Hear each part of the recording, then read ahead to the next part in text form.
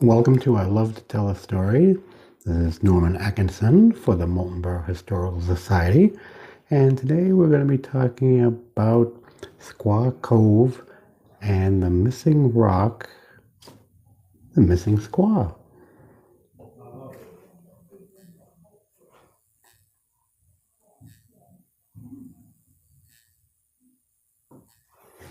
So how are you folks today? Today we have a little bit of a mystery. I know I've talked about Squaw Cove before, but today we're kind of getting ready for summer. We're going to be looking for something, and I'm going to need your help. Squaw Cove gets its name from the Indian legend that there was once a Indian princess named Sanita, and she was married to an old Indian chief. And on her wedding night, she was left alone after the chief went to bed early because he was tired from all the partying. And once he went to sleep, Sanita's true love, a young Indian brave named Ananas, came into the camp. And at this point, there was a severe storm brewing in the area. And once the Indian chief, the old Indian chief, found that his new bride's lover was in the camp, he chased them down and killed the Indian brave with his bow and arrow.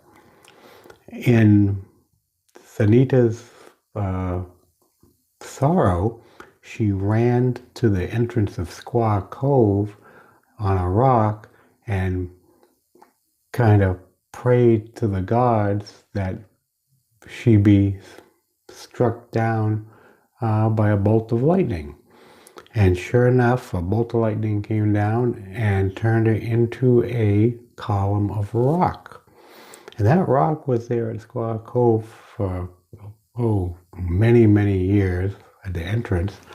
And back in probably the 1940s or 50s, the owner of the property there decided he was going to move the rock to his home on Daniel Webster Highway in East Holderness. And so I found a picture of the rock on the lawn. It just shows a small piece of the house behind it, the clapboards. So there's not enough there to identify the house. And since that was way back in the 1940s, more than likely, the road has changed, the houses have changed, and it's been really hard trying to figure out where this rock could possibly be. I've driven up and down the Daniel Webster Highway. Could be on an older section of road. Haven't been able to find it. And again, it could have they could have torn down the house and decided to just haul off the rock and bury it somewhere. So it could be long gone. The information I got was from New Hampshire Folk Tales, a book by Eva Spear, and the first edition of this was in 1932. This is the revised version, and it was printed in 1964.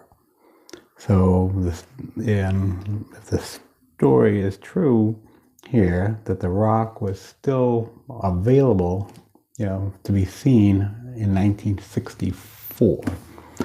So anyone who has any idea on where this rock may be, the picture we have of it kind of looks like a column of stone with kind of 2 or 3 streaks going across it, making a shape.